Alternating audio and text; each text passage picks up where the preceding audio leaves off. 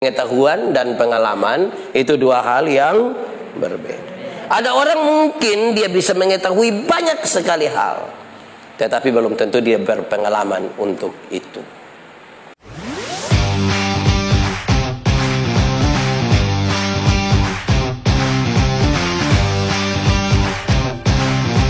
Menuju lahir baru dan bertumbuh. Menuju ke lahir baru dan bertumbuh, kita butuh untuk tahu beberapa catatan. Pertama, ini hanya kata-kata biasa, kata-kata bijak, supaya kamu bisa bikin status, supaya tandai semua orang di seluruh dunia dan alam semesta. 1, 2, 3 baca sama-sama. 3, 2, 1. Mereka yang lahir 2 kali akan mengalami sekali kematian, tetapi yang lahir sekali saja akan mengalami 2 kali kematian.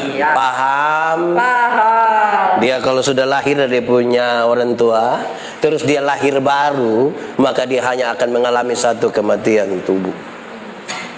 Tapi kalau dia lahir hanya 1 kali saja dan tidak pernah lahir baru, mati berapa kali nanti? 2 kali. Sudah mati karena memang dia sudah harus mati, dan kemudian masuk neraka.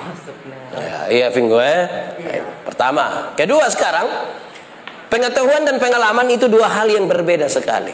Saya ulangi, pengetahuan dan pengalaman itu 2 hal yang berbeda. Ada orang mungkin dia bisa mengetahui banyak sekali hal, tetapi belum tentu dia berpengalaman untuk itu.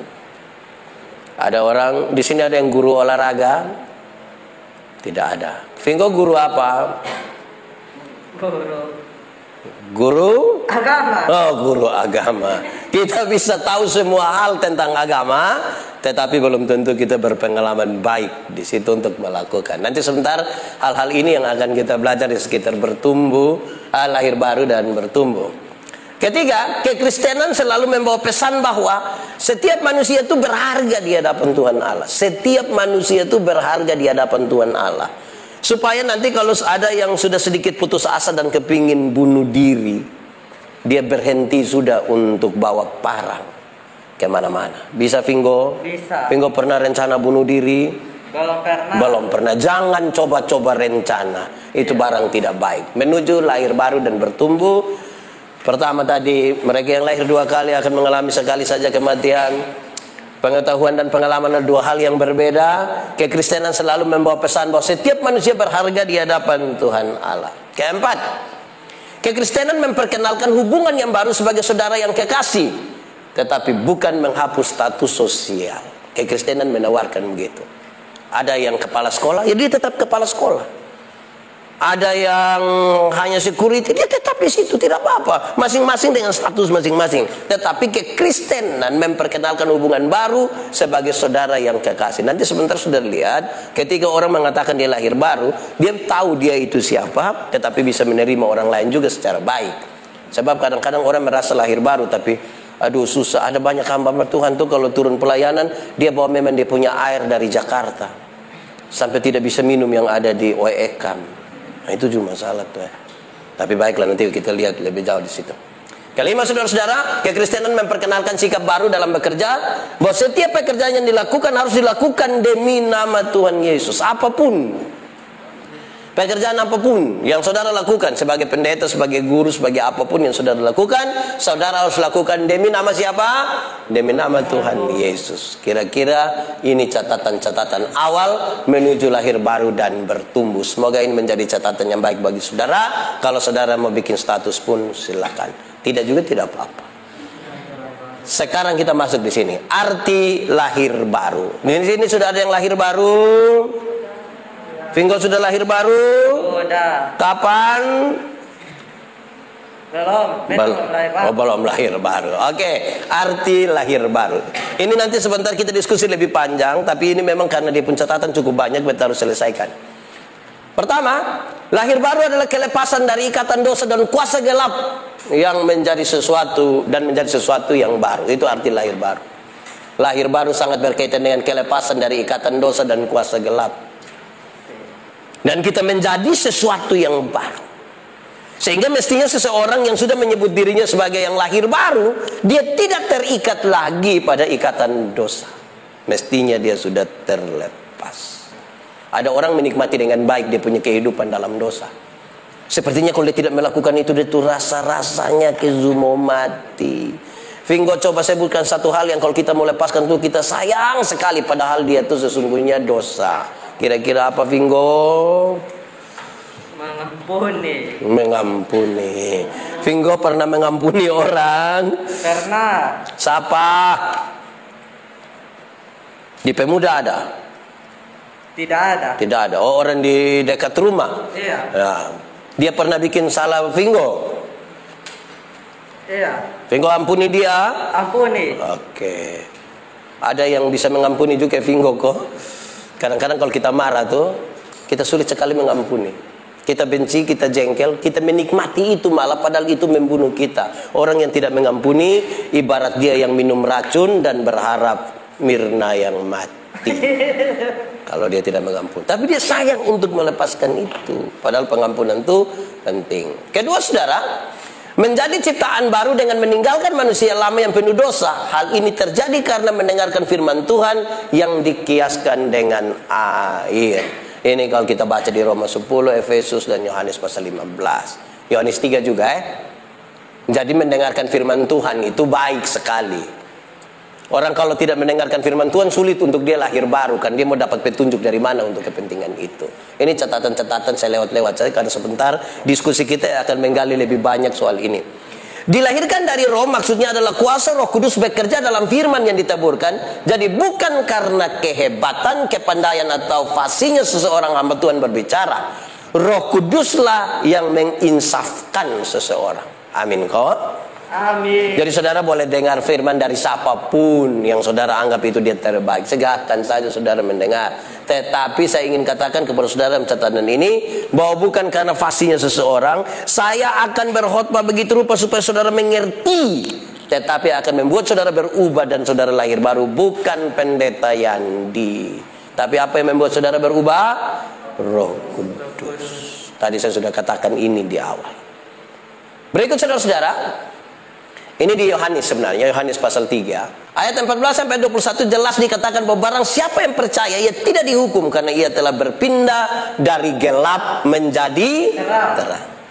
Orang yang pindah dari gelap dari terang, ini arti lain dari dia lahir baru, dia tidak akan dihukum di situ. Saya lanjut dulu untuk sampai di hal-hal praktis. Percaya kepada Tuhan Yesus dan melakukan yang benar, itulah yang akan terjadi dalam hidup orang-orang yang sudah dilahirkan kembali.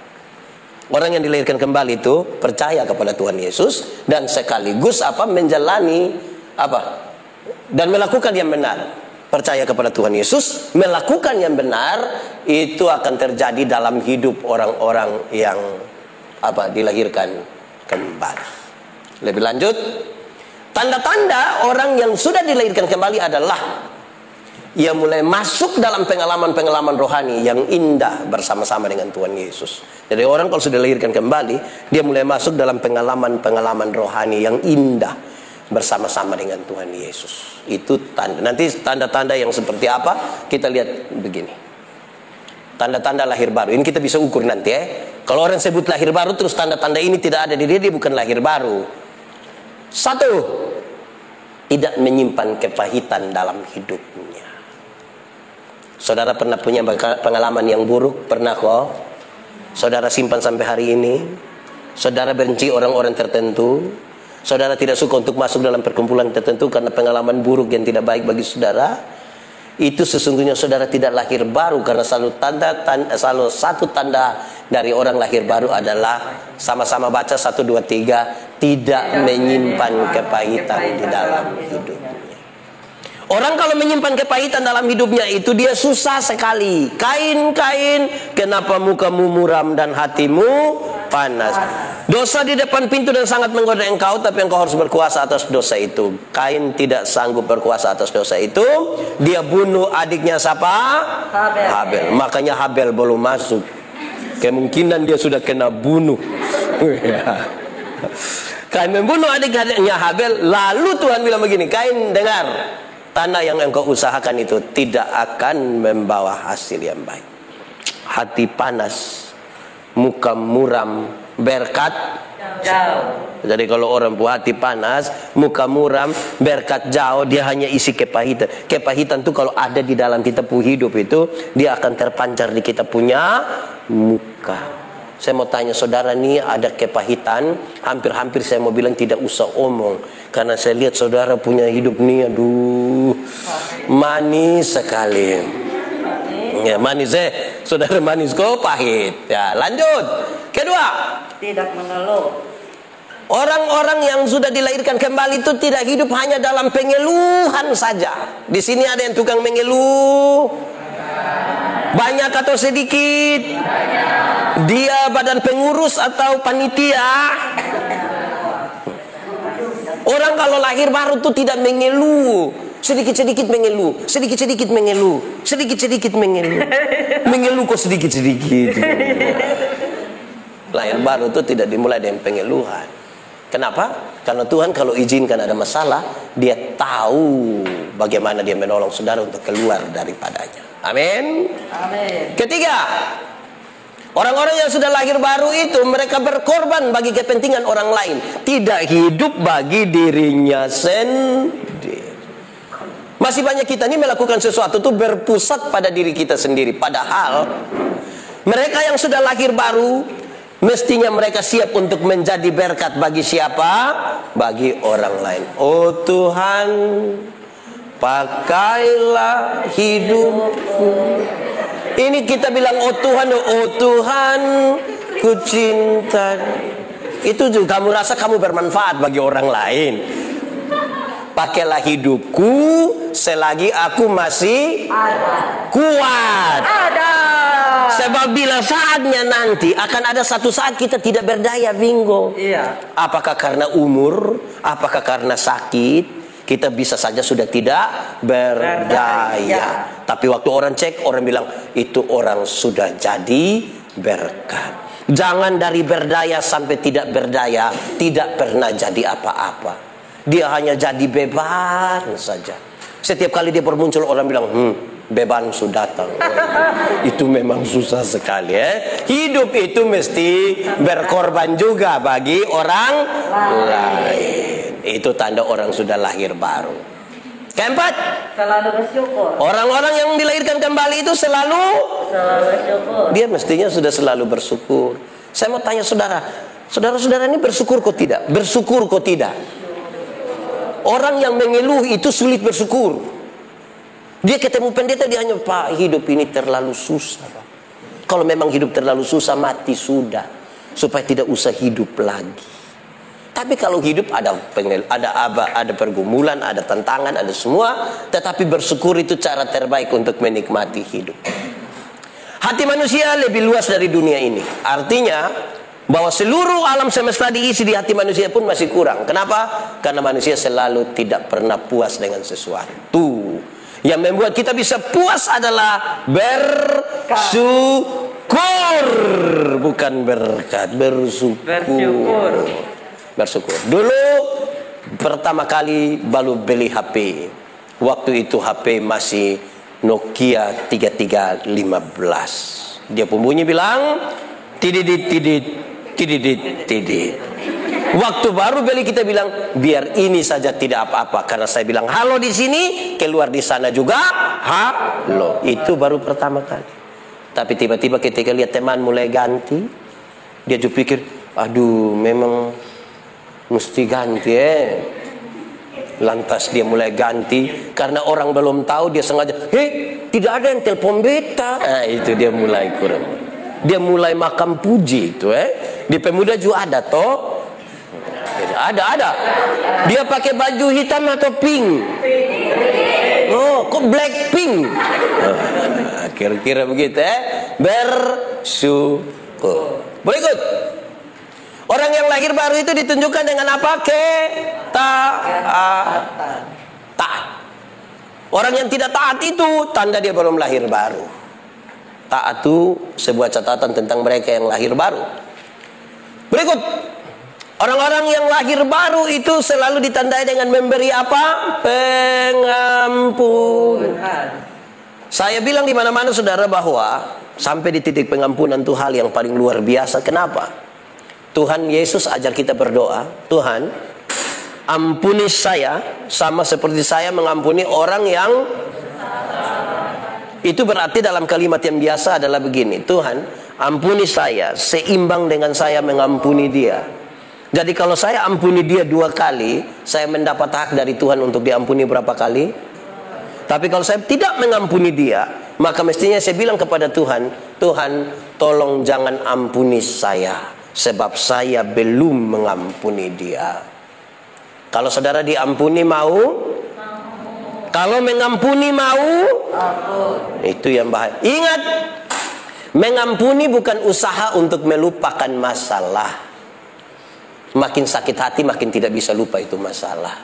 Mengampuni itu adalah membebaskan diri, menyambut dia pun kesalahan, sambil siap besok dia bikin kesalahan baru. Berapa kali harus mengampuni? 7 kali 70 kali. Bukan soal 490 kali. Mengampunilah sampai sempurna. Mengampunilah terus menerus. Karena kita tiap hari ketemu orang. Saya mau tanya saudara, kamu ketemu orang tiap hari, ketemu kok tidak? Ketemu. Semua orang yang saudara ketemu itu memuaskan hati saudara? Tidak. Lalu kalau saudara tidak siap untuk mengampuni, betapa sulitnya kita pun hidup. Tapi ingat, mengampuni itu satu paket dengan pendamaian. Mengampuni dan berdamai itu satu paket. Ada orang mau mengampuni tapi tidak mau berdamai. Ada yang mau berdamai tapi tidak mau mengampuni. Orang yang mau mengampuni tapi tidak mau berdamai, biasa dia omong bilang begini, untuk marah saya tidak marah, untuk marah saya tidak marah. Kau mau marah bikin apa? Masing-masing kita urus kita pekerja. Kalau dia mau datang juga silakan, karena rumah ada. Tapi untuk saya dia biasa. Iya. Itu mengampuni tapi tidak mau. Ada orang yang mau berdamai tapi tidak mau mengampuni. Itu biasa terjadi di anak kecil dorang. Anak-anak kecil itu kalau main kelereng kau bertengkar, mereka berkelahi, orang tua itu, damai. Ini engkau saudara. Engkau ada masalah, dia yang damai. Saudara lihat kalau dia berdamai tapi tidak mau mengampuni. Tangan di muka, kepala ke belakang. Kalau kita di NTT kan pakai cium toh. Cium. Itu lupa saudara, cium. Bayangkan kalau orang mau berdamai tapi tidak mau mengampuni, itu dia pun cara cium tuh saudara-saudara. Sedapat-dapatnya dia bisa menyakiti dengan ciuman. Nah, gitu. Itu mengampuni. Orang lahir baru begitu. Kita ini tiap hari ketemu orang. Apakah ada orang yang tiap hari dia pun tugas memuaskan kita? Kita di asrama teman satu kamar ada. Ini anak dia tidak ada di sini, dia ada di sana. Ini dia sudah susah ini anak. Ada teman satu kamar. Kamu dua baik-baik saja toh? Pencitraan. Ada teman satu kamar? Tidak ada. Oh, anak naik koten. Ada harus.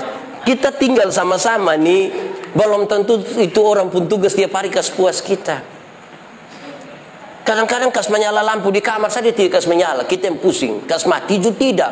Kita dalam hati manusia. Gitu, pengampunan. Lanjut. Tanda-tanda orang yang lahir baru itu baca sama-sama 1, 2, 3. Kasih yang tidak menuntut balas. Dia ada kasih, dia mengasihi sambil tidak menuntut. Kan dia mau yang baik toh.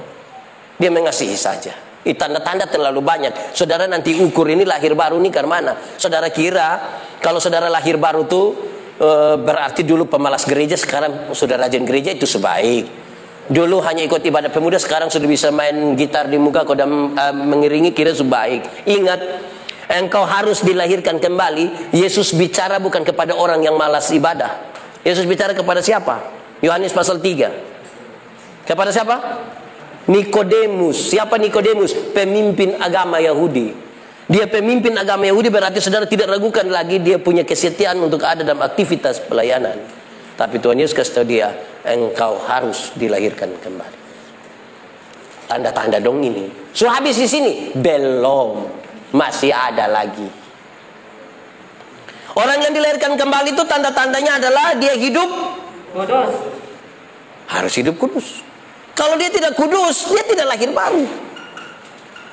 Kekudusan adalah sesuatu yang berurusan dengan diri sendiri. Saya berulang kali, ini anak dia ada bermasalah dia. Sangat-sangat bermasalah dia. Dia kurang kudus. Kudus berurusan dengan diri. Kasih, saudara mengasihi orang lain, atur orang lain, segala tentang orang. Waktu bicara tentang kudus, lihat pada diri sendiri. Saya berkhotbah dan saya katakan, terlalu gampang saya mencitrakan kudus di hadapan saudara. Terlalu gampang. Tapi siapakah saya ketika saya ada di dalam tempat yang menyendiri tanpa dilihat oleh siapapun? Bisa jaga kita pun kekudusan sendiri. Atau waktu saya dengan seseorang Vingo, apa bisa jaga? Betul gak bisa Vingo? Betul. Tidak tahu apa yang betul. Pokoknya betul. Kudus. Lanjut. Orang yang sudah dilahirkan kembali, dia harus hidup benar. Lawan dari benar? Benar dan salah. Benar tuh, kadang-kadang rumit juga. Terima kasih kan, ini saya sementara bicara dan banyak sekali orang yang sudah bekerja. Mereka sedapat-dapatnya akan melakukan hal-hal yang benar, walaupun itu di bawah tekanan. Tapi dong harus lakukan itu bagi. Kadang-kadang memang bagaimanapun lakukan saja yang benar. Gitu. Sudah selesai di sini? Belum, karena dia masih ada di sebelah. Kok kita bisa ukur sebentar kita berapa lama? Kan saudara mau lahir baru. Supaya sebentar kita tidak menunjuk ini orang lahir baru kok belum. Mari saudara lihat. Nanti kenapa saya kasih tahu tanda-tanda ini? Sebentar saudara lihat di akhir tuh kira-kira, oh ternyata kita ukuran kita begini. Kita ini terlalu banyak menilai orang lain sambil lupa lihat diri sendiri. Orang yang lahir baru hidupnya apa? Adil. Keadilan. Saya taruh dekat benar ini, atau saya sebut sebagai kebenaran. Kenapa? Karena keadilan dan kebenaran adalah dua hal yang seperti satu mata uang dengan dua sisi. Di mana ada kebenaran, di situ mesti ada keadilan. Di mana keadilan ada, di situ mesti ada kebenaran. Kenapa keadilan diperlukan? Keadilan diperlukan supaya semua tuduhan yang dituduhkan kepadamu menjadi palsu. Maksudnya begini, keadilan itu bukan sekedar berbagi sama, bukan. Saya mau kasih tahu kira-kira begini. Tuduhan-tuduhan menjadi palsu. Saya punya bapak, saya sebut bapak kandung. Saya punya istri, punya papa, saya sebut bapak dari Winlasi. Bapak mantu dari Winlasi. Ulang. Saya punya bapak, saya sebut bapak. Saya punya istri, pun bapak, saya sebut bapak mantu dari Winlasi. Sekarang saudara bisa nikah dengan siapa saja, tapi bapak mantu pasti orang Winlasi. Ya. Kalau saya ambil uang 100.000, saya kasih di saya pun bapak mantu, adil. Kalau saya ambil 100.000, saya kasih di saya pun bapak mantu. Oh iya, kalau saya kasih bapak kandung 100.000, saya kasih saya pun bapak mantu 100.000. Supaya waktu saya kasih saya pun bapak kandung 100.000, saya punya istri lihat saya, dia bilang, "Papa nih ambil uang kasih lu pun bapak sah." Tanpa saya menjawab. Dia punya istri, dia punya bapak yang akan bilang, "Jangan marah engkau pu suami, karena dia juga kasih saya 100.000. Tuduhan menjadi palsu. Keadilan dibutuhkan supaya apa? Tuduhan menjadi palsu. Jadi kalau engkau menuntut hak, laksanakan juga, itu adil. Menuntut hak harus dengan melaksanakan kewajiban, itu adil. Atau keadilan yang berikutnya adalah, kalau engkau berdoa dan minta berkat-berkat jasmani, jangan lupa minta juga berkat-berkat. Kita ini alokasikan waktu terlalu banyak untuk hal-hal yang berkaitan dengan menemukan berkat-berkat jasmani. Sampai banyak orang bisa dengan tidak adilnya berbagi waktu untuk kepentingan yang rohani. Padahal semua yang jasmani terbatas adanya. Saya suka pakai contoh begini. Kalau kita umur 50 tahun, cantik atau tidak cantik sudah tidak penting lagi. Karena tidak bisa disembunyikan lagi di balik lipstik dan bedak. Waktu umur macam-macam begini nih yang kamu kelihatan cantik sekali, kinclong gitu kan.